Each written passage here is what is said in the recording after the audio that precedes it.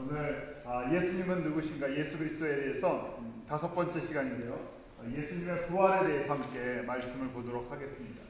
부활절 지난 지가 이제 한 주가 지나서 이제 두 주째가 이제 돼가는데, 저희가 부활절 행사가 점점 교회에서나 아니면 무슨 기독교 전체에서 크게 하는데, 부활절이 하나의 절기로, 가장 중요한 날인데 절기로 지나는 그런 모습들이 있죠. 부활절은 저희 가운데 다른 또 새로운 의미가 있습니다. 왜냐하면 매일매일이 우리의 고백, 우리의 신앙 고백은 부활의 고백이 빠질 수가 없는 것이요. 우리가 구약의 성도들은 안식일을 지켰잖아요. 우리가 주일을 지키는 이유는 예수님이 부활하신 날을 저희가 기념하기 위해서. 그러기에 우리 주일을 지키는 것, 우리 썬데이에 함께 모이고 그 예배드리고 우리가 그 주일을 거룩하게 구별하는 것은 안식일 정도의 개념이 아니라, 안식이 구약적인 그런 의미가 있으면 저희가 주일을 지키는 것은 부활의 깊은 의미를 저희가 묵상하고 적용하기 위한 것이죠. 그런 의미에서 부활절이라는 것은 한 주 지나가는 것이 아니라 매 주일이 부활주일이고, 또 매일매일이 부활의 능력이 우리 가운데 체험되지 않고는 그리스도인이 그리스도인답게 살 수가 없다는 것입니다. 그래서 저희가 특별히 예수님이 누구신가, 예수 그리스도에 대해서 그 중에 가장 핵심이 바로 부활이라는 것이죠. 오늘 한번 부활에 대해서 한번 정리를 해보려고 해요. 여러분들이 이렇게 수요일날 말씀을 배우는데, 가장 먼저 말씀을 배울 때 이제 저희가 이 지식적인 부분들이 이해가 돼야 되잖아요. 정리가 되셔야 돼요. 그래서 이게 내용이 정리가 되면 저기 이제 그 다음에 머리에서 정리가 되면 그 다음에 어디로 내려가겠습니까? 가슴으로 내려가죠. 근데 머리에서 정리가 안 되면 어디로 안 내려가죠? 가슴으로 전달이 되지 않습니다. 왜냐하면 신앙이라는 것이 그냥 믿으세요 해갖고 그냥 믿음이 막 저절로 생기는 것이 아니라, 내가 믿는 예수님이 누구신지를 알아야지. 먼저 이제 지식적인 부분이죠. 이 지식적인 부분이 예수님에 대한 것들이 이제 알기 시작합니다. 인포메이션이 들어오고 정리가 돼요. 그 다음에 우리가 묵상한다 그러지 않습니까? 묵상한다는 것은 이 머리에 있는 것이 어디로 내려가는 것입니까? 가슴으로 내려가요. 가슴으로 내려가는 것이죠. 마치 이제 음식을 먹는 거랑 똑같아요. 음식을 먹을 때 저희가 아무거나 막 먹는 것처럼 보이지만 사실은 하루 세 끼 영양 식단에 맞춰서 골고루 먹는 거 아니에요. 편식하면 좋지 않잖아요. 그리고 성분이 뭐가 들어가 있나, 입맛에 땡긴다고 달짝지게 나온 것만 하루 종일 먹을 수가 없잖아요. 그래서 골고루 음식을 어머니들이 아니면 아내들이 집에서 식단을 생각해서 뭐가 좋을까 해서 일단 먹잖아요. 먹어서 그냥 먹는 게 아니라 이제 들어가서 소화가 되죠. 소화가 되는 것, 이 안에 이제 그래야 그것이 나에게 에너지를 공급할 수 있는 것처럼, 일단 우리가 말씀을 잘 골고루요, 이 말씀을 잘 정리해서 먹어야 되죠. 먹으면 이 안에 있는 것이 이제 묵상이 될 때 이 안에서 하나씩 소화가 되는 것이죠. 소화가 되면 이것이 나중에 이제 에너지로 바뀔 수 있는 것. 부활도 저희가 먼저 이해를 해야 되겠죠. 부활이 과연 무슨 의미가 있는 것인가. 그리고 그것이 하나씩 이 부활의 의미가 내 안에서 이 묵상이 돼서 소화가 될 때, 부활의 능력, 예수 그리스도께서 우리에게 주신 부활의 능력이 우리 가운데 에너지로 공급이 됩니다. 그래서 오늘 저희가 부활에 대한 것들, 예수 그리스도의 부활에 대한 것을 간단하게 한번 정리해드립니다. 세상에 많은 종교들이 있는데요, 종교의 창시자가 부활을 외친 그 종교는요 없습니다. 부활을 이야기하지만 자기 때 나타나지 않아요. 그래서 만약에 예수님께서 우리를 속이시려고 하면 어떻게 해야 됩니까? 예수님이 기독교의 시작인데요. 자, 예수님이 내가 부활한다 그러는데 이 부활의 능력이 없어요. 거짓말로 해야 된다 그러면 내가 부활하는데 언제 부활한다 그러고 이야기해야 되겠습니까?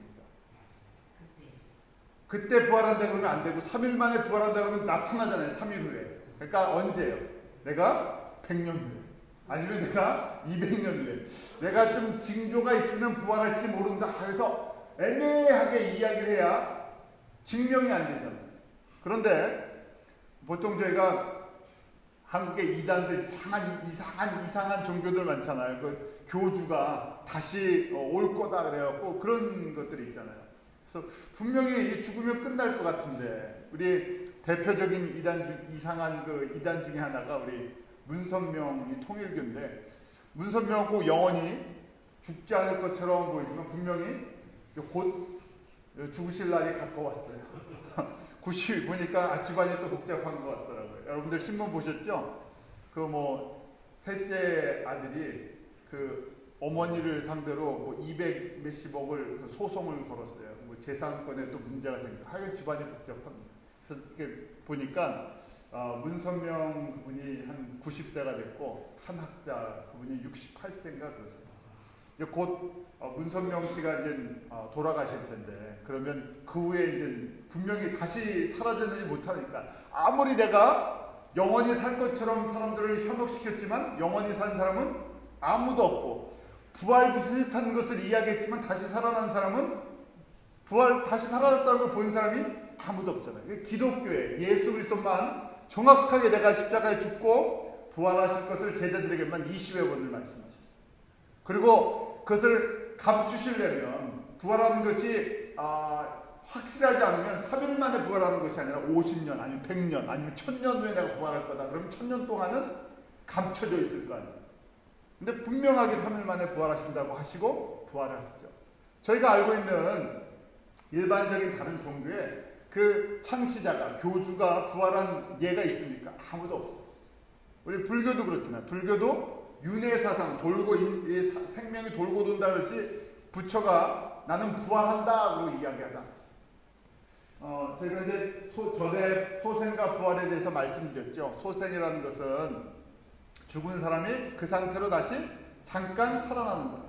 그렇지만 조금 있으면 다시 병들고 늙고 죽게 되어 있는 거예요. 그 죽은 나사로에 대한 거죠. 그래서 저희가 사람들이 소생되는 경우는 있잖아요. 의학적으로도 살리기도 하고요. 그런데 이제 부활이라는 것은 저희가 저번에 부활에 대해서 말씀드렸죠. 완전한 이 육신을 갖고 있고요. 완전하게 사는 것이. 늙지도 않고 병들지도 않고 영원한 생명체로 사는 것을 우리가 부활이라고 해요. 잠시 살아나는 것은 부활이라고 이야기하지 않습니다. 그래서 어떤 종교도 힌두교도 그렇고 불교도 그렇고 이슬람교도 그렇고 영원한 이 부활을 갖다 증명하고 그 종교의 창시자가 부활을 한 예가 없어요. 그래서 이 기독교의 특성은 가장 대표적인 특징이 이것이 참 신앙이라는 것, 다른 신이 없다는 것, 예수 그리스도만이 참 하나님의 아들이시라는 것이 증명되는 가장 중요한 사건이 부활이라는 것입니다. 고린도전서 15장 20절 한번 우리 같이 읽어볼까요? 같이 읽습니다. 시작. 그러나 이제 그리스도께서 죽은 자 가운데서 다시 살아 잠자는 자들의 첫 열매가 되셨도다. 잠자는 자들의 첫 열매가 되어주셨다. 그래서 저희가 생명이라는 것, 삶이라는 것을 인간의 눈으로 보면 죽음이잖아요. 이 땅에서 떠나니까 돌아가셨다 이렇게 이야기하는데 예수님의 눈으로 보면 예수 그리스도의 그 생명에 누구든지 예수를 믿는 사람들, 예수님을 나의 주 나의 하나님으로 십자가의 사건이 나의 사건으로 믿는 사람들에게는 예수님의 눈으로 보면 이 땅에서 죽는 것이 어떻게 보인다고요? 잠자는 것이다. 잠자다 깨어나는 것처럼 잠자는 것처럼 잠자는 것이라는 것이죠.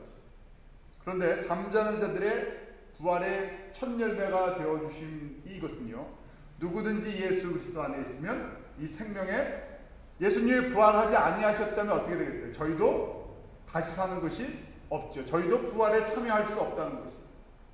나중에 고린도전서 15장을 통해서 부활에 대한 내용을 좀 더 자세히 보겠습니다. 그래서 도전들이 있어요. 참 사람들이 머리가 좋아갖고 별 이상한 이론들을 만들어냅니다. 사람들이 만들어내는 것이 아니라 하나님을 부인하고 부활 사건을 부인하기 위해서 누가 이런 걸 조종을 하겠습니까? 예수님이 부활하시는 것을 부인하는 것입니다. 마귀의 역사죠. 마귀가 사람의 머리를 잘 이용해갖고요, 이론들을 만들어내는데 이제 현대 기독교의 자유주의 이제 신학 속에 있는 것들, 기절 이론이 예수님께서 어떻게 하셨다고? 진짜로 죽은 게 아니라 기절한 것이다. 그러니까 깨어난 거지 그 진짜 죽은 게 아니라는 거지. 또 이제 절도 이론이 있어요. 절도 이론은 뭐겠습니까? 제자들이 시체를 훔쳐갔다는 거예요. 또 이제 뭐 환상 이론이 있어요. 그 실제로 부활하신 게 아니라 이 환상으로 부활한 것처럼 사람들이 착각하는 거다. 뭐 이런 거예요. 왜냐하면 이게 다 전부 사람의 이성의 논리를 중요시하다 보니까 어떻게 죽은 사람이 살아날 수가 있냐. 그러니까 죽어서 살아난 것이 아니라 기절했다 깨어난 거다. 시체가 없어졌다 그러니까 시체가 없어진 게 아니라 훔쳐간 거다. 그 다음에 이 봤다 그러니까 이게 다 헛것을 보는 것이다. 실제가 아니라 꿈과 같은 거다 하는 그런 이론. 사람들이 이성이 발달해서 이런 이야기들을 끊임없이 기독교 안에서 자유주의 신학자들이 만들어냈죠. 저희가 하나님의 세계를 이해한다는 것 자체가 사람의 머리는 본질적으로는 불가능합니다. 항상 그렇지만 성경의 말씀도 그렇고요. 저희가 예수를 그리스도로 고백하는 것, 하나님을 인식하는 이 모든 것은 우리에게는요 기적과 같은 거예요. 왜냐하면 차원이 다른 거기 때문에. 차원에 대해서 저희가 종종 말씀을 나눴죠. 우리는 하나님의 차원이 아니기 때문에 하나님께서 하시는 일을 우리가 이해한다는 것 자체가 우리가 갖고 있는 모든 인식의 능력으로는요 불가능한 부분입니다. 특별히 우리가 죄 때문에 하나님과의 관계가 끊어져 있었어요. 그 부분의 기능들이 망가져 있었어요. 그걸 인식을 할 수가 없어요. 그래서 이 모든 하나님의 구원의 역사라든지 십자가의 죽으심과 부활하심과 다시 오심과 이 십자가의 모든 메시지가 그래서 사람들에게 보면 사람들의 눈에 보면 미련해 보일 수밖에 없는 것이죠. 하나님의 천을 이해할 수가 없기 때문에 저희가 이렇게 말씀을 듣고 깨닫는 것 성령께서 우리에게 지혜를 주시는 하나님의 은혜라는 것을 잊지 마시기 바랍니다. 자, 부활의 증인들을 한번 이제 만나보려고 하는데요. 한두 사람이 아니라 많은 사람들이 예수님이 실질적으로 부활하셨다는 거. 우리 부활했다는 것이 영만 부활한 것이 아니잖아요. 육과 혼과 온 새로운 몸으로 부활하는 것을 많은 사람들이 직접적으로 예수님께서 3일 만에 부활하신 이후에 만나기 시작했죠. 대표적인 몇 가지 케이스만 저희가 말씀 좀 보겠습니다. 첫 번째는 막달라 마리아예요. 마가복음 16장 9절에 나오는데 마가복음 16장 9절 한번 같이 읽습니다. 시작. 예수께서 안식 후 첫날 이른 아침에 일어나신 후 전에 7 귀신을 쫓아내어 주신 막달라 마리아에게 먼저 보이시니 마태, 마가, 누가, 요한복음 보면 예수님께서 그 안식 후 첫날 주일이잖아요. 주일날 부활하셨을 때 만나는 사람들의 그 스토리들이 나옵니다.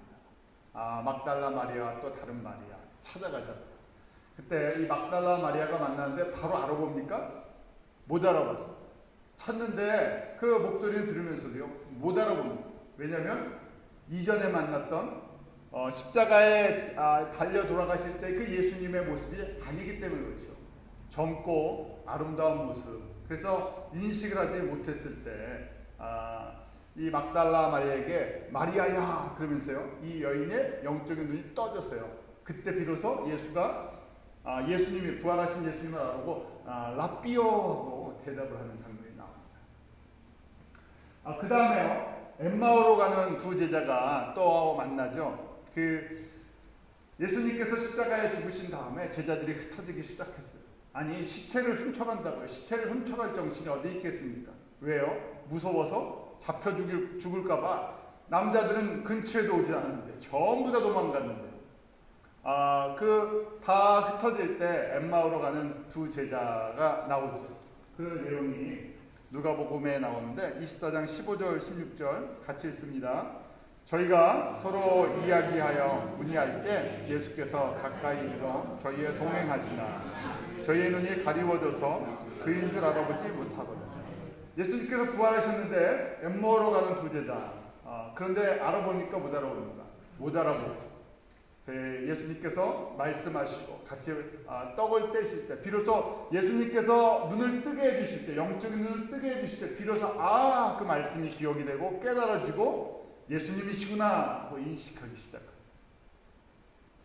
그 다음에 이 제자들이 어떻게 합니까? 이 엠마오로 가던 두 제자가 예수님을 만나고 어디로 가겠습니까? 다시 예루살렘에 가서 제자들에게 이야기를 하죠. 그때 예수님께서 그 자리에 또 나타났어요.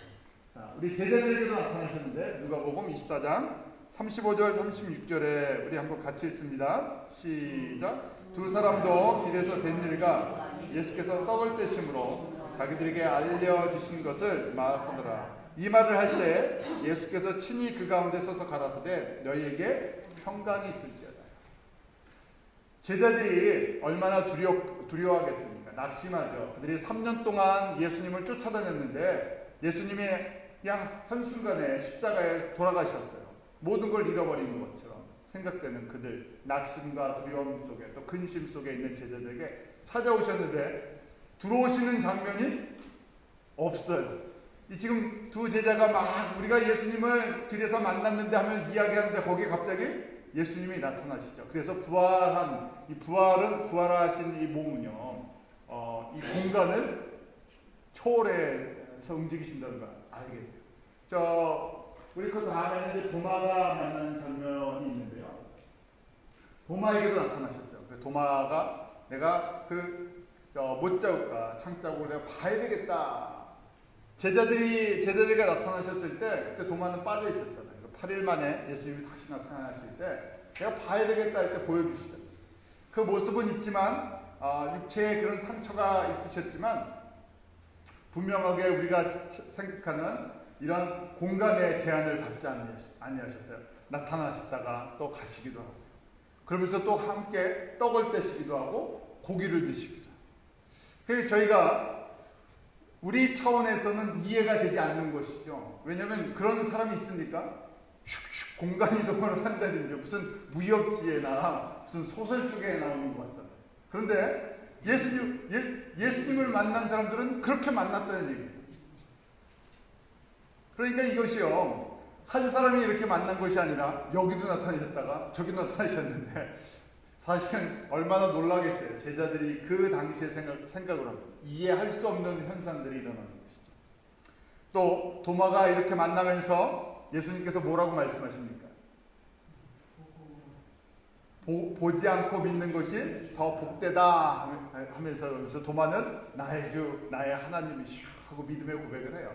마찬가지잖아요. 그러니까 하나님께서 하나님의 그 말씀을 우리에게 예수님을 가르쳐 주실 때 우리의 연약함을 너무나 잘 알고 계세요. 제자가 그런 얘기를 하는 걸 다 알고 계시는데 그러면 저희 같으면 어떻게 하겠습니까? 가서 3년 동안 가르쳤는데 한다는 얘기가 내가 직접 좀 봐야지, 직접 만져봐야 내가 믿겠다. 예수님께서 십자가에 죽으시고 3일 만에 부활하실 것을 제자들에게 수없이 말씀하셨는데도 불구하고 제대로 믿는 사람이 하나도 없어요. 제자들이 봤다 그러는데도, 다른 제자들이 만났다 그러는데도 나는 못 믿겠다 그러잖아요. 그러면 저희 같으면 만나면 어떻게 하겠습니까? 저 몽둥이 하나 있으면 뒤통수를 한 대 꽝 때려주든지 머리통을 한 대 때려주면서요. 이 3년 동안 이렇게 가르쳐주고 내가 그렇게 보여줬는데 예수님께서 보여주신 표정만 생각해보세요. 그래서 제가 이 말씀을 이렇게 하면서 사람은 표적을 많이 봤다고 믿음이 성장하는 게 아닙니다. 저희는 그러잖아요. 내가 예수님을 많이 체험하고 복을 많이 받고 기적을 많이 경험하면 믿음이 쫙 자랄 것 같은데 표적이 제일 많았던 경우를 구약시대 때 보면 언제 표적이 많았습니까? 광야에서. 광야는 거의 매일 표적이었어요. 매일 기적이잖아요. 눈만 뜨면 만나를 먹는 것 자체가 기적이에요. 가장 많은 기적을 체험했던 세월이 광야 시대인데 가장 많은 불순종을 저지른 것이 어떻게 보면 또 광야예요.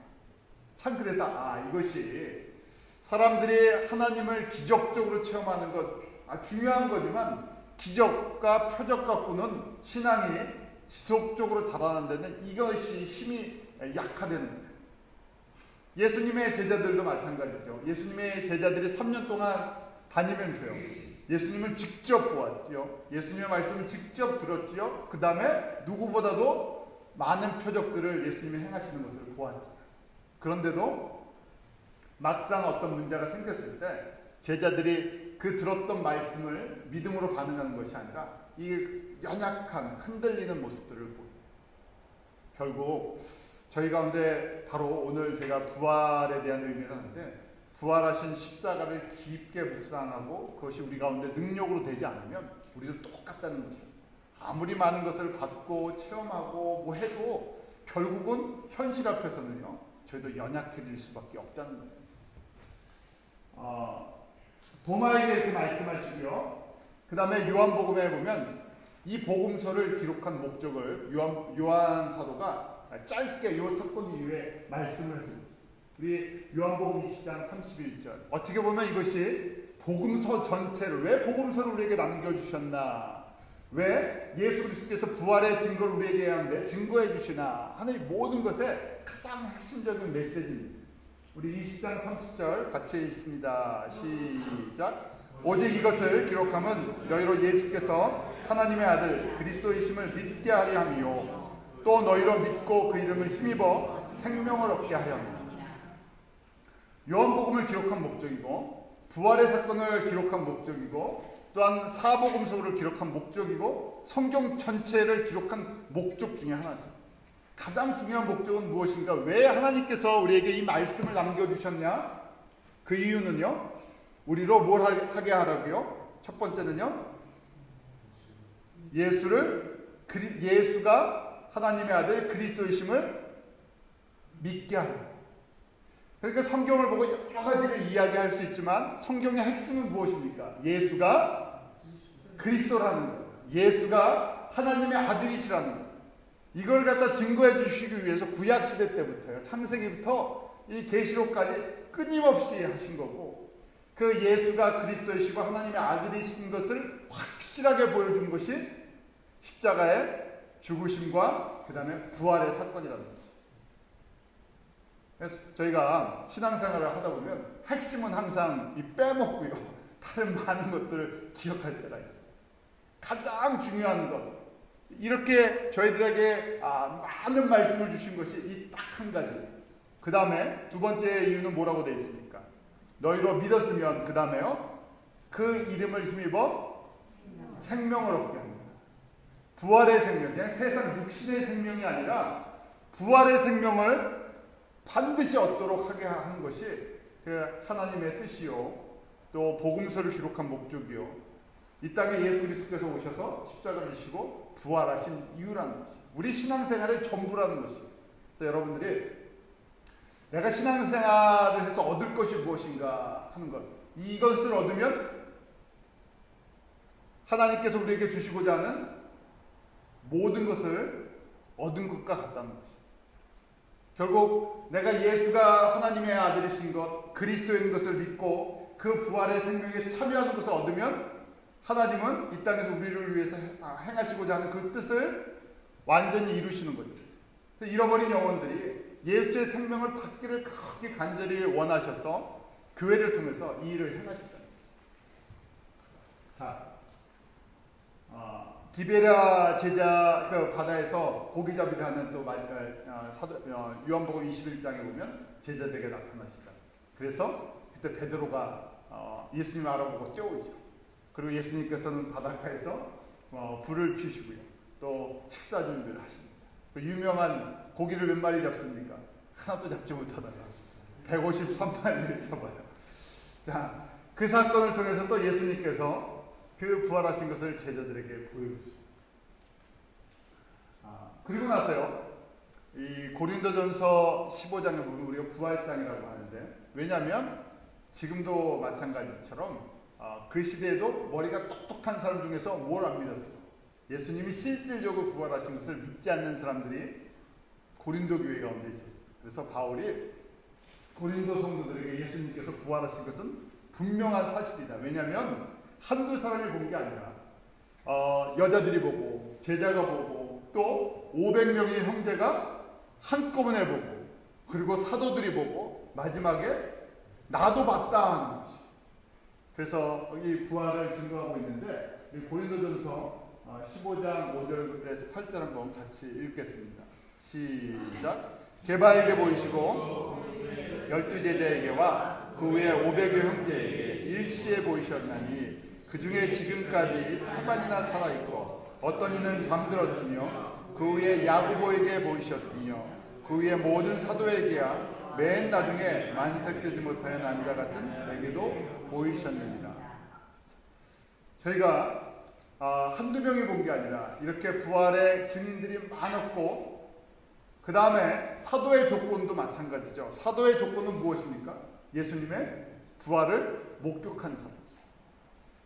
성도의 자격 조건도 마찬가지예요. 저희가 직접 눈으로 본 건 아니지만 내가 예수 그리스도의 부활의 사건을 믿는 고백이 있어야 참다운 성도죠. 이것이 저희가 이제 말씀을 보면서 왜 이렇게 중요한 것인가 좀 더 보겠습니다. 성경을 보면요, 예수님께서 부활하실 것을 미리 다 구약에서부터 예언해주고 있죠. 그 성경 전체가 예수님께서 부활하신다는 것을 갖다가 구약은 예고편이잖아요. 그 대표적인 사건이 저희가 말씀을 통해서 본 것처럼 아브라함이 이삭을 바칠 때 그 사건도 부활을 예표하고 또 요나의 물고기 뱃속에 들어갔다 나오는 것도 그 3일 만에 부활하실 것을 예표하고 예수님도 직접적으로 제자들에게 말씀을 가르치셨어요. 여러분들이 이건 나중에 다 찾아서 보시면서 또 묵상하세요. 20여 번 제자들에게 말씀하셨는데 그 중에 한 구절이 마태복음 16장 21절이죠. 우리 마태복음 16장 21절 한번 이것도 같이 읽습니다. 시작. 이때로부터 예수 그리스도께서 자기가 예루살렘에 올라가 장로들과 대제사장들과 서기관들에게 많은 고난을 받고 죽임을 당하고 제3일에 살아나야 할 것을 제자들에게 비로소 가르치시니 이때로부터라고 되는데 언제가 이때입니까? 마태복음 16장은 여러분들이 꼭 기억하셔야 돼요. 이때가 언제예요? 주는 그리스도시요 살아계신 하나님의 아들이라는 베드로의 고백 때부터. 그러니까 뭡니까? 그때부터 십자가의 사건을 가르치셨는데 신앙의 고백이 분명할 때 십자가의 사건을 말씀해 주시기 시작했다는 거예요. 주는 그리스도시요 살아계신 하나님의 아들이십니다 하는 믿음의 고백을 할 때 예수님이 누구십니까? 예수 그리스도가 누구신가 하는 것을 베드로 고백할 때 이제 그 다음 단계 십자가의 사건으로 이제 넘어가셨죠. 십자가의 죽으심과 부활에 대한 메시지를 주셨어요. 저희가 아는 것처럼 베드로가 이 말씀을 소화했습니까? 못했습니까? 이 당시에는요 못했죠. 저희도 그래요. 그 말씀을 읽는 대로 다 소화하면 얼마나 좋겠습니까? 하나님께서 그렇게 만들어 놓으신 것 같아요. 읽는 대로 한 번만 읽으면 다 소화하면 성경 또 읽겠습니까? 한 번 읽고는 안 읽겠죠. 다 안다고 생각하니까. 그런데 말씀을 읽으면 이게 묵상을 통해서 조금씩 나의 것으로 깨달아지기 시작합니다. 또 하나님의 말씀은 살아있다고 그러잖아요. 그래서 읽고 묵상할 때마다 그 맛이랑 능력이 또 새롭습니다. 마태복음 4장에 나오는 것처럼 그러기에 우리 그리스도인들은 사람이 떡으로만 살 것이 아니요 무엇으로 산다고? 하나님의 입에서 나오는 말씀으로 살 것이다. 구약의 성도들은 만나를 먹고 살았지만 만나는 우리에게 영원한 파워를 제공해 주지 않았어요. 그러니까 만나는 매일매일 먹어야 되는데 매일매일 먹어도 어떻습니까? 배고프고요, 병들고요, 힘들었어요. 근데 하나님의 말씀은 우리가 먹으면 먹을수록 어떻게 되겠습니까? 힘을 얻고요, 눈이 밝아져요. 지금 예수님께서 부활하시고 제자들을 만나실 때도 마찬가지죠. 말씀을 주시면 그들의 눈이 밝아지기 시작해요. 배가 심하게 고프면요 어떻습니까? 아무 생각도 못하게 돼요. 육신이 약하면요 다음엔 넘어가지 못합니다. 육신이 약하면요 다른 거 하고 싶어도요 못해요. 그래서 참 한국말에 여러 좋은 말들이 있는데 금강산도 식후경이 배고픈데 아무리 멋있는 것을 본다고 해도요 보이지 않잖아요. 그래서 가끔 관광 패키지에 보면 모든 그 음식이 인클루드 있다. 그거 반가운 소리. 거기 보면 가끔 그러죠. 무슨 크루즈를 타면 전 크루즈 타고 배 타고 바다 구경하는 것보다도 크루즈를 타면 아주 어트랙티브하게 아주 유혹하는 것이 있는데 뭐겠습니까?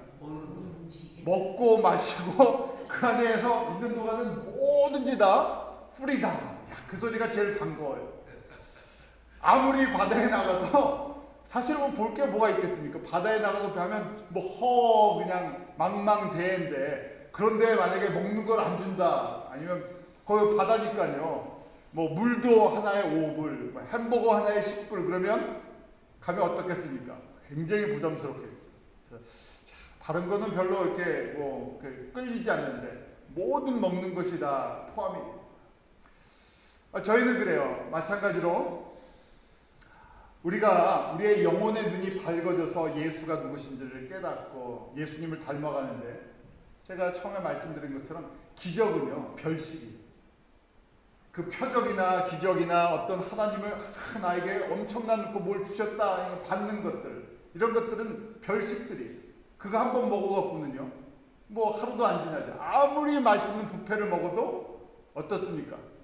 그 다음날 되면 어김없이 배가 고파져요. 그래서 저희가 매일매일 먹는 하나님의 말씀이 없이는 성도가 자랄 수도 없고 힘을 낼 수도 없고, 그리고 세상 속에서 이 그리스도인으로서 이 세상을 이겨낼 수 있는 힘이 없다는 것입니다. 그래서 이 말씀을 강조하는 것은 끝이 없습니다. 바로 이 베드로도요, 이런 과정을 통해서 그때는 깨닫지 못했지만 하나님의 말씀을 받아들이고 때가 돼서 여러 과정들을 통해서 이 말씀이 이 안에 소화되기 시작합니다. 부활하신 예수님을 만나고, 그리고 그가 자기의 과거에 부인했던 것, 또 성령의 그 충만한 은혜를 받군요, 베드로가 변화됐지만 옛 성품이나 옛 과거의 모습이 완전히 없어지지 않죠. 연약하지만 그러면서 계속해서 그 성령의 도우심으로 하나님의 말씀이 깨달아지고 계속해서 예수님을 닮아가죠. 저희도 말씀 묵상하는 것은 평생 해야 되는 것이고, 또 그때마다 하나님께서 때를 따라서 우리에게 그 말씀을 통해서 우리를 만들어 나가시죠. 언제까지 만드십니까? 예수님 앞에 서는 날까지. 그러니까 좀 만드시려면 빨리 만드시는 거. 이왕이면 좀 젊었을 때 하나님께서 빨리 다듬으시면 얼마나 쉽겠습니까? 그러니까 다듬으실 때 맡겨드리는 것도 필요하겠죠. 왜 죽으시고 3일 만에 살아나실 걸 강조하셨나? 처음에 말씀드린 이유와 같습니다. 왜 예수님께서 죽으시고 3일 만에 살아나실 걸 강조하셨습니까? 뭘 보여주시기 위해서? 예수가 그리스도라, 예수가 하나님이시라. 요한복음 처음 1장이 시작될 때 태초에 말씀이 계셨느니라 하면서 시작되죠. 자, 태초에 말씀이 계셨고 그 말씀이 하나님과 함께 계셨고 그 말씀이 곧 하나님이셨죠. 말씀으로 말미암아 천지 모든 것이 창조되었다고 했어요. 그 말씀이 육신을 입고 우리 가운데 나타나며 우리가 보니까 하나님의 영광이 그 안에 있다. 그 말씀이 누구십니까? 예수님이십니다. 자, 3일 만에 부활하실 것을 강조하시고 3일 만에 살아나셨어요. 예수님이 누구신 걸 보여주시기 위해서. 바로 그 말씀이신 창조의 하나님이신, 전능하신 하나님이신, 생명의 주관자이신 것을 보여주시기 위함입니다. 만약에 예수님이 하나님이 아니시라면 이것은 불가능한 거죠. 보여줄 수가 없잖아요.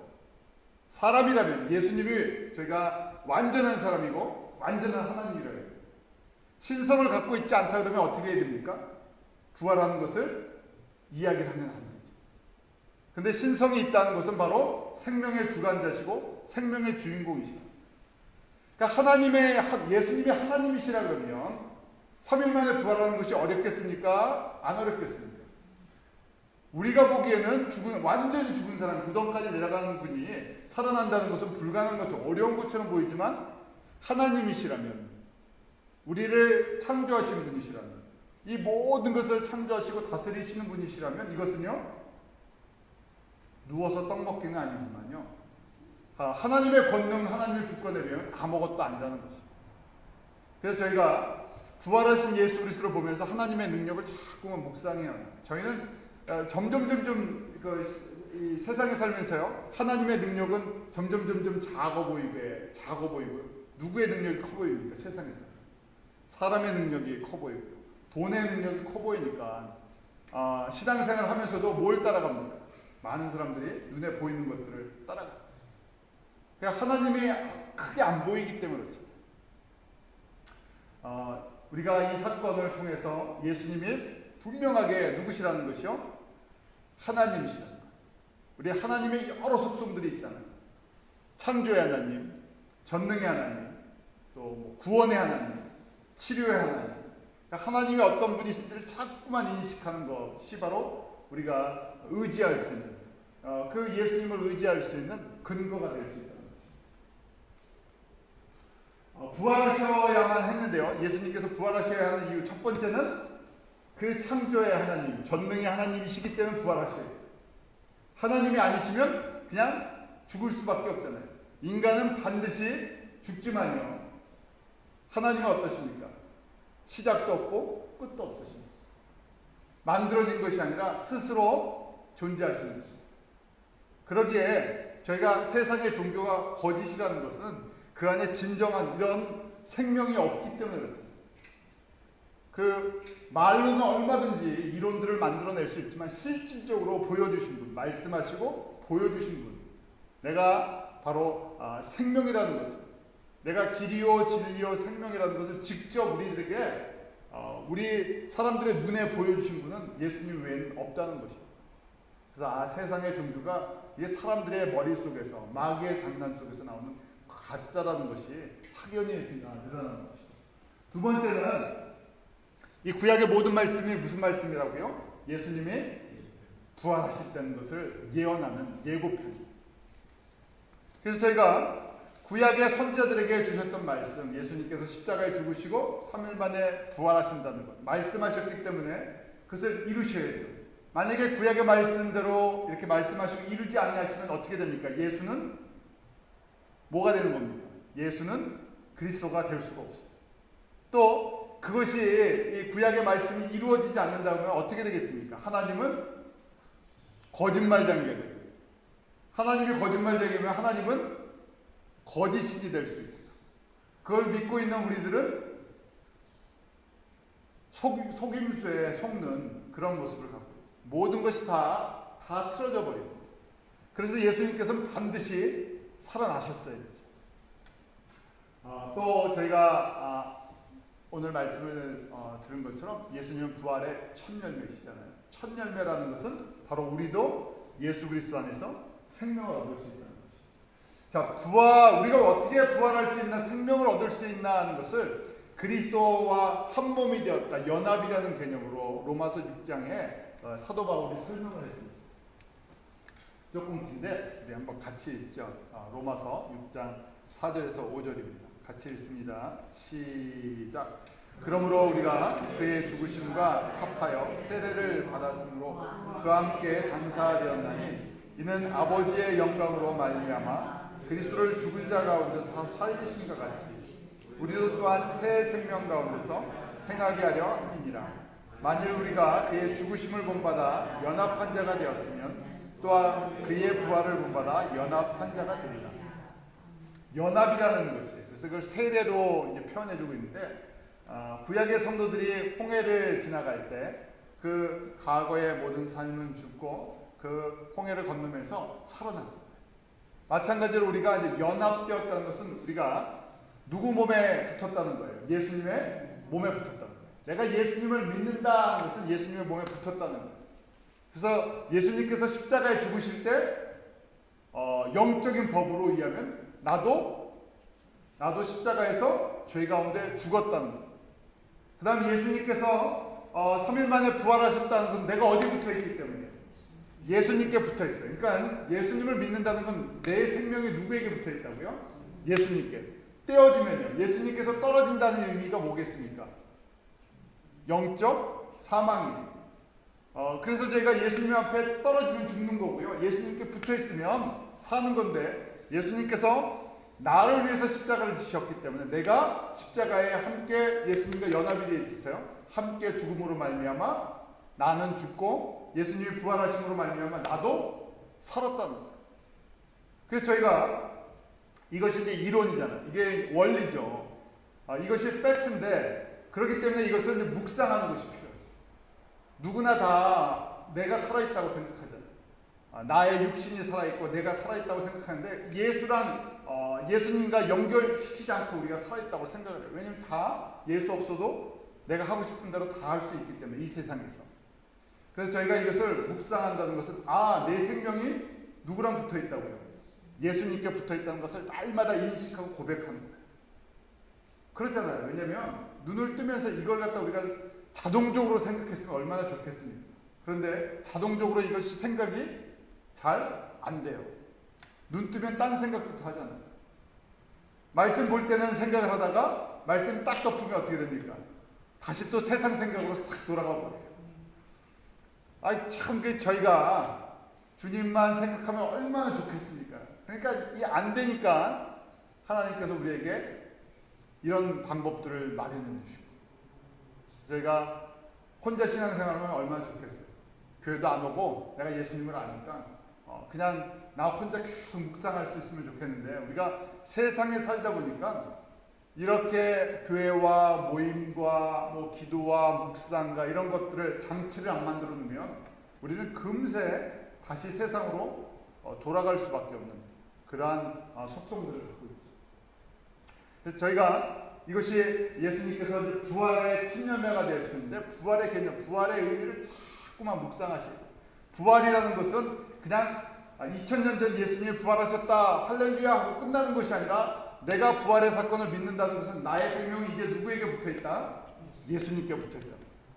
그러니까요 다 적용이 돼요. 과거에는 나를 위해 살았지만 내가 이제 예수님께 붙어있으니까 예수님이 행하시는 것을 나도 행해야 되고 예수님이 보는 것을 나도 보아야 되고 예수님이 일하시면 나도 거기서 일해야 되고 그러잖아요.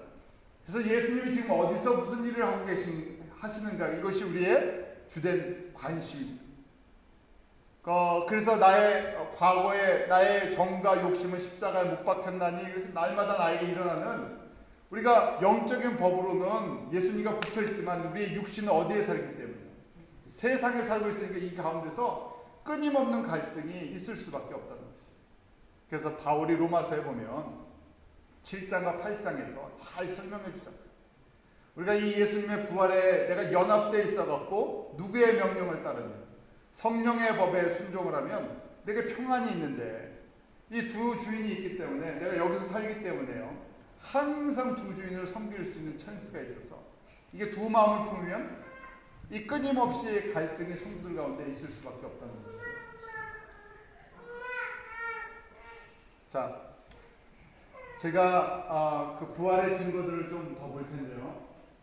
사도행전 1장에 보면 그 누가가 예수님이 부활하신 많은 증거들, 확실한 많은 증거들이 있다고 이제 기록을 하고 있어요. 1장 3절에 보면 이렇게 기록되어 있죠. 예수 그리스도께서 해 받으신 후에 또한 저에게 확실한 많은 증거로 친히 사심을 나타내사 확실한 많은 증거라 그랬어요. 한두 가지 사건이 아니라 직접 보여주시고 기사와 이적을 보여주시고 예수님이 정말 부활하신 것을 제자들을 또 사람들에게 고린도전서 15장에 보면 한꺼번에 몇 명에게도 보여주셨다고요? 500명의 믿음의 성도들에게 보여주셨어요. 그걸 다 기록할 수가 없다고 기록했어요. 다 일일이 다 기록할 수가 없을 정도로 많은 증거들이 있다는 것이죠. 그래서 저희가 잘 알아야 되는 것, 사도가 되는 것, 성도가 되는 것. 우리 사도행전 이 말씀 1장 8절에 오직 성령이 너에게 임하시면 너희가 권능을 받고 그 다음에 이유가 있죠. 왜 성령님께서 우리에게 충만한 은혜로 임하셨는지 너희가 예수의 증인이 되기 위하여. 그래서 결국은 성도가 되는 것, 교회가 하는 것은 예수 그리스도의 부활의 증인이 되는 것이죠. 그래서 우리가 부활절에만 부활절 칸타타를 하고 부활절 새벽 기도를 하는 것이 아니라 매일매일 우리의 삶이 예수님께 붙어있기 때문에 우리는 부활의 증인으로 사는 거예요. 일을 해도 공부를 해도 직장 생활을 해도 가정 생활을 해도 우리는 존재 목적이 예수 그리스도의 부활을 증거하는 사람들입니다. 그것이 우리의 존재 목적이 되면요, 이 생각들이 다 정리가 되기 시작합니다. 초대교회 성도들이나 사도들이 이런 모습을 갖추고 있었죠.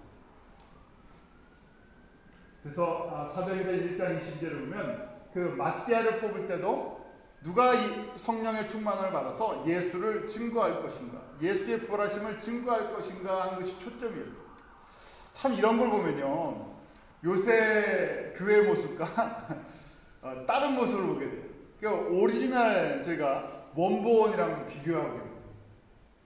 사도를 어떤 사람을 뽑을까? 우리 집사님을 뽑을 때도 마찬가지죠. 집사님을 뽑을 때도 그 사도행전의 7 집사를 뽑을 때도 지혜와 성령이 충만한 사람, 착한 사람. 지혜와 성령이 충만하다는 것은 세상의 지혜, 세상의 어떤 능력이 있는 것이 아니라 결국 이 말씀이랑 연결이 되어 있죠. 사도를 뽑을 때도 마찬가지고 집사님을 뽑을 때도 마찬가지고 포인트는 뭐겠습니까? 누가 예수 그리스도의 부활을 체험하고 예수 그리스도의 부활을 온전히 증거할 것인가. 이것이 그게 가장 중요한 포인트였어요. 그래서 예수 그리스도의 부활을 증거하려면 누구의 도우심 없이는 절대 불가능합니다. 성령의 도우심 없이. 그 성령의 도우심과 그 성령을 통해서 우리에게 주시는 말씀의 지혜가 없이는 이것이 불가능하기 때문에 지혜와 성령, 그 다음에 또 한 가지 무엇을 통해서 증거가 됩니까? 사람을 통해서 증거가 되니까 사람이라는 인격을 또 보게 돼요. 그래서 거기에 지혜와 성령이 충만한 사람, 또 우리 바나바 하면 항상 붙어 다니는 거 있었죠. 표현할 때 착한 사람이에요. 그냥 세상적으로 저 사람은 착하다 하는 것이 아니라 저 사람은 그 성품이요, 인품이 항상 어느 곳에 가나 사람을 세워주는, 사람을 배려해주는 이 인격적인 그릇이 준비가 되어 있을 때 저희가 예수 그리스도를 증거하는 그 부활의 증인으로서 하나님께서 온전히 사용하실 수 있다는 것이죠. 그래서 저희가 신앙생활 할 때 가장 중요한 것이 성령의 열매를 강조하는 이유가, 왜냐하면 하나님은 이 구원의 역사를 누구를 통해서 일하기로 원하십니까? 바로 저희 같은 성도들. 또 이런 생각을 해보게 돼요. 그러면 하나님은 성도 없이, 교회 없이 일하실 수 없나 하는 것이에요. 일하실 수 있습니까? 없으십니까? 있으세요. 왜냐하면 하나님은 어떤 하나님이시기 때문에 전능의 하나님이시죠. 우리가 도와드려야 하시는 분이 아니세요. 그걸 저희가 잘 생각해야 되는데, 우리에게 선교 명령을 주셨잖아요. 우리가 복음을 증거하고 모든 민족에게 제자를 삼으라는 선교 명령을 주셨는데, 우리가 선교 명령을 감당을 안 하면, 교회가 안 하면 하나님이 하실 수 없어서 우리에게 주셨나? 아니죠. 왜 이걸 우리에게 주셨습니까? 우리에게 궁극적으로 복 주시고. 내가 이거 하나 하면 마치 되게 잘 쓰는 표현인데요. 그 어린아이들, 우리가 가족 자녀들한테 아빠한테 이거 하나 해주면 뭐 해줄게 하는 것. 왜 아빠가 할 수 있는데요? 아빠가 다 할 수 있는데 자녀에게 이 가정일이나 아빠가 하는 일을 참여시켜줍니다. 그러면서 책임감도 줘보고요. 또 성취감도 주고 성숙하게 만들죠. 아버지나 어머니가 이렇게 해서 나를 돌봐주는구나 하는 것을 깨닫고 진심으로 순종하면 그게 이제 교육의 목적이죠. 하나님이 전능하시다. 한번 하나님이 행하신 일들을 가만히 보면요. 하나님이 창조하실 때 사람을 통해서 창조하셨나요? 아니시죠. 우리 창세기의 말씀에 보면 하나님이 얼마나 위대한 분이신가. 그런데 우리같이 연약한, 변덕스러운, 보잘것없는, 지혜도 없는데, 능력도 없는데 이런 사람들을 불러갖고 증인으로 삼으신 것은 결국 우리에게 아들이 되게 하시고 딸이 되게 하시고, 기업을 좀 큰 걸 맡겨주시려고 보니까 너 이런 것 좀 해보고 하나님이 어떤 분이신지, 아버지가 어떤 마음을 갖고 하는지 깨달아라 하는 것이죠. 그래서 저희가 십자가에 부활하신 그 예수 그리스도를, 이 부활하신 예수 그리스도를 자꾸만 묵상하게 되면 이것이 우리에게 변화의 능력으로 임한다는 거죠. 사람은 오직 하나님의 말씀으로만, 성령의 도우심으로만 변화될 수 있어요. 일반적으로는 변하지 않습니다. 변하는 척하죠. 변하는 척하지만 다시 제자리로 돌아가 버립니다. 그런데 이 부활하신 예수 그리스도의 능력 가운데 십자가의 이 연합, 그리스도와 연합의 이 깊은 것을 묵상하면 내가 점점 이제 주님의 그 깊은 것들을 묵상하면 그때 변화가 일어나요. 생각 같으면요, 저도 완전히 그냥 싹 변했으면 좋겠는데, 세상 것 하나도 생각 안 되고 세상에 영향력이 하나도 없으면 좋겠는데, 우리 성도들도 그래요. 예수를 믿으면 그냥 180도 싹 변해갖고요, 다시는 그냥 세상의 것들이 안 들어왔으면 좋겠는데, 그런데 끊임없이 그런 갈등이 있죠. 그래서 하나님을 평생 우리가 의지하게 만들어놨고, 또 그러면서 하나님의 은혜를 더 깊게 묵상해 나가도록 하나님께서 만들어주신 것을 저희가 알게 됐죠. 바울이 이 부활하신 예수 그리스도를 증거하면서요, 이런 이야기를 합니다. 만약 예수님의 부활이 없다면, 만약 예수님의 부활이 없었다면, 뭐 그러면 여러 가지 이제 말씀들을 15장에 있어요. 이 내용들 한번 같이 읽죠. 15장 13절 14절입니다. 같이 읽습니다. 시작. 만일 죽은 자의 부활이 없으면 그리스도도 다시 살지 못하였습니다. 그리스도께서 만일 다시 살지 못하였으면 우리의 전함도 또 너희 믿음도 헛것이다. 예수님이 부활하시지 않았다면 결론적으로 뭐라는 것입니다. 우리의 믿음이 헛것이다. 헛된 거 믿고 있다는 것이죠. 자, 모든 것이 다 무너진다는 얘기. 우리 신앙인 자체가, 기독교라는 것이 완전히 다 무너져 버린다는 것이. 또 예수님의 부활이 없다면 15장 15절인데요. 같이 읽습니다. 시작. 또 우리가 하나님의 거짓 증인으로 발견되니 우리가 하나님이 그리스도를 다시 살리셨다고 증거하였습니다. 만일 죽은 자가 다시 사는 것이 없으면 하나님이 그리스도를 다시 살리시지 아니하십니다. 그리스도가 다시 살아난 것, 이것도 없어져 버린다는 거죠. 그럼 그리스도가 하나님의 아들이신가? 이것도 없어져 버려. 뭐 아무것도 남는 게 없잖아요. 그래서 마지막 결론적으로 19절 뭐라고 되어 있습니까? 같이 읽습니다. 시작. 만일 그리스도 안에서 우리의 바라는 것이 다만 이 생뿐이면 모든 사람 가운데 우리가 더 불쌍하지. 만약에 예수님께서 부활하지 아니하셨다면 우리가 가장 불쌍한 사람들이에요. 우리 이단에 쫓아가는 사람들 보잖아요. 엉뚱한 종교를 쫓아가는 사람들 보잖아요. 그러면 제가 뭐라고 생각해요? 저 사람들 참 안 됐다, 불쌍하다. 왜 저 캄캄해갖고 저 모르는 헛된 것을 쫓아 그러잖아요. 그것처럼 만약에 예수님이 부활하시지 않았다면 우리가 가장 불쌍한 사람들, 이것도 못하고 저것도 못하고. 이렇게 반대로 이야기하는 것이 무엇입니까? 예수님께서 분명하게 부활하셨기 때문에. 그래서 저희가 거꾸로 이제 다시 뒤집어서 생각하는 거죠. 우리가 바라는 건 이 땅에서뿐만이 아니라 영원한 것을 바라보는 것이죠. 영원한 하나님의 나라를 가기 위해 우리가 끝까지 주님을 따라가기 위해서 이 부활하신 예수 그리스도를 날마다 묵상하고 그것이 우리 가운데 능력으로 되지 않으면 항상 쫓아가다가 딴 길로 갈 가능성이 있기 때문입니다. 정말 우리가 이제 부활을 다시 한번 생각해 봅니다. 그래서 이 부활절 또 부활의 의미를 보면서 이것이 1년에 한 번 있는 행사도 아니고요. 한 번의 절기가 아니라 부활은요, 우리가 고백하는 신앙의 가장 핵심적인 부분, 내가 살아있는 이유 중에 가장 중요한 부분이고 나를 변화시키고 또 세상을 변화시킬 수 있는 가장 중요한 파워풀한 메시지. 그런데 점점 이 부활의 메시지가 그냥 부활절 행사의 메시지로 흘러가 버리고요. 우리 가운데 매일매일 부활의 메시지가 사라져 버리죠. 대신 세상에 많은 것들이 들어와 있어요. 세상에 많은 것들이 우리를 다스리고 있는데 정말 내가 부활을 생각한다면요, 부활이라는 것은 이 땅에서 우리의 눈을 하나님 나라로 옮기게 되죠. 이 땅의 소망에서 저쪽으로 옮기고 이 땅의 모든 유혹을 이길 수 있는 힘. 예수님의 무덤이 어떻게 되어 있었습니까? 비어 있었잖아요. 무덤을 깨뜨리는 정말 이 세상에 가장 두려운 것은 죽음이라는 것인데 죽음을 이길 수 있는 힘이 있죠. 우리 한국 문화를 한번 다시 돌아보시기 바랍니다. 한국 문화는 특별히 무덤자리, 그 다음에 장례 이런 의식을 굉장히 중요시. 과거의 유교나 불교나 이런 것 때문에요. 사람들이 이 장례법이나 또 제사법이나 뭐 무덤의 자리 이런 거 굉장히 중요한데 가만히 보십시오. 예수님이 부활하셨을 때 무덤은 어떻게 돼 있었습니까? 비어 있었어요. 그러면 저희도 한번 생각해보세요. 저희가 죽으면요, 어떻게 됩니까? 저희가 죽으면요, 성도가 죽으면 우리가 무덤에서 삽니까? 아니죠. 무덤은 빈 무덤이에요.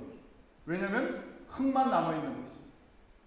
우리 이 몸이 썩지 않고 그대로 부활하는 것이 아니라 새 몸을 입기 때문에 다 없어질 거잖아요. 남는 거 아무것도 없습니다. 그런 의미에서 보면 저희가 사실은 이제 기억하기 위해서 그런 거지만 무덤이라든지 장례법이라든지 이걸 너무 화려하게 할 필요도, 거기에 막 엄청난 투자를 할 필요도 없어요. 사실은 더 좀 한 걸음 더 나가면요, 장례식은 어떻게 해야 되겠습니까? 장례식은요, 기쁘게 찬송을 부르고 격려하면서, 그런 의미에서 뷰잉이, 왜냐면 장례법이 발달되면서요, 그거 갖고 비즈니스를 하는 사람들이 너무 많이 들었어요. 물론 많은 부분들이 그런 연결이 되어 있는데, 저희는 장례를 어떻게 하든, 무덤을 어디에 쓰든, 화장을 하든, 뭘 하든 그것이 중요한 것이 아니라, 우리는 여기서 죽는 순간에 어떻게 됩니까? 잠자는 것이죠. 여기서 딱 눈을 감는 순간, 그 다음 어떻게 되죠? 눈을 뜨면 어떻게 됩니까? 감았다 눈을 뜨면요, 육신은 계속 눈을 감고 여기서 장례를 치르든 무덤을 사고 팔고 하든, 우리가 여기서 눈을 딱 감는 순간 그 다음 다시 뜨게 되면 어떻게 돼 있어요? 새로운 몸을 입고 새로운 마음으로 새 영으로 누구의 품에 있습니까? 예수님의 품에. 낙원에 있다고 말씀드렸죠? 낙원에서 이제 천국으로 옮겨갈 겁니다. 이 모든 걸 다 집어던지고 버리고 하는 거예요. 그러니까요, 이 기쁜 거죠. 그러니까 성도의 이 장례는요, 어두운 것이 아니라 가장 기쁜 날이에요. 그래서 제 분위기도 그런 분위기 할 필요 없고요. 정말 그러니까 세상 사람들은 죽음이 두렵고 무서우니까 그걸 그렇게 중요시하잖아요. 그러니까 어디다 장지를 정할 것인가, 이런 거 그렇게 하는데, 이거 다 쓸데없는 거잖아요. 필요한 거 한 거는 전혀 필요가 없다는 얘기는 아니라 가치가 없다는 얘기예요. 우리 그리스도인들의 가치는 어디에 있습니까? 부활의 가치가 있죠. 그 부활을 위해서, 우리가 완전한 부활을 이루기 위해서 어떻게 살 것인가 하는 것이 우리의 관심사지, 진정한 관심사잖아요. 그래서 여러분들이, 죄송합니다. 제가 젊으나, 연세가 있으시나, 우리가 이 육신은 어차피 다 누구나 늙게 돼 있고요. 병들게 돼 있고, 여기서 눈을 감는 게 우리는 기쁨이에요. 여기서 예수님을 잘 믿다 눈을 딱 감으면 어떻게 돼요? 눈을 뜨는 순간 모든 과거의 것들을 다 내려놓고 그리스도 안에서 영원한 새로운 육체와 새로운 영을 가지고 그 주님과 항상 기쁘게 살 거예요. 이게 찬송하는 거예요. 감사해야 할 일이죠. 그러기에 저희가 초대교회 성도들이나 그 순교자들을 한번 보시기 바랍니다. 우리 순교자의 무덤들이 있습니까? 없어요. 어디서 어떻게 죽었는지도 잘 모르죠. 순교자의 무덤을 이렇게 찾을 수가 없어요. 찾을 필요가 있습니까? 없습니까? 없지요. 로마에서 원형 경기장에서 사자밥이 되었던 거꾸로 죽음을 당했다. 예수님의 무덤이 있습니까? 없습니까? 없지요. 없는 게 정상이에요. 그걸 찾는 사람이 이상한 것이죠. 왜냐하면 저희는 여기다 무덤을 남기는 사람들이 아니라 예수님께서 말씀하신 것처럼 새하늘과 새 땅에 새 집을 지어서 옮겨가는 사람들이죠. 그러니까 너무너무 거기가 아름답기 때문에 그 아름다운 데로 이사갈 것에 그럼 어떻게 됐습니까? 이 모든 것이 다 별 가치가 없잖아요. 우리 이사 가려고 그러면 어떻게 되냐? 이사도 우리 했겠지만요. 작은 집에서 좀 큰 집으로 이사 가려면 어떻게 되겠습니까? 버릴 거 버리고요. 기분이 새로워지죠. 야, 이제 이사 가는구나. 우리가 그것들을 생각하실 때 바로 이 안에 가장 중요한 메시지가 부활의 우리 열매가 되신 예수 그리스도를 묵상하는 것입니다. 그것이 저와 여러분의 이 변화에 또 세상을 변화시킬 수 있는 파워가 되는 그런 은혜로 임하기로 원합니다. 기도하겠습니다. 하나님 아버지, 저희의 연약함을 긍휼히 여겨주시고 오래 참아주시고, 하나님께서 그 십자가에서 나를 위해 그 아들 예수 그리스도를 피 흘려 죽게 하시고, 또 3일 만에 부활하심으로 말미암아 나도 그리스도와 함께 죄에 대해서, 죽음에 대해서 죽게 하시고 이제 그리스도 안에서 새 생명을 가지고 살게 해 주시면 감사합니다. 부활의 능력이 저희 가운데 있게 하시고 이 부활의 능력을 가지고 세상의 어둠의 권세, 사망의 권세를 날마다 깨뜨리게 하여 주시옵소서. 1년에 한 번 부활절기로 지켜지는 것이 아니라 매일매일 우리의 삶이 부활의 능력으로 말미암아 사는 삶이 되게 하시고 매 주일이 이런 구원의 감격과 부활의 증인의 삶을 다시 결단할 수 있는 은혜로 임하게 하여 주시옵소서. 아버지 하나님, 이 땅에 다 놓고 갈 것에 우리가 신경을 쓰고 염려하고 근심하는 것이 아니라 새하늘과 새 땅 하나님의 영원한 나라를 믿음으로 보게 하시고 하나님의 말씀을 묵상할 때마다 더 선명하게 하나님의 나라가 더 가깝게 저희 가운데 다가오는 은혜가 임하게 하여 주시옵소서. 예수님의 이름으로 기도합나이다.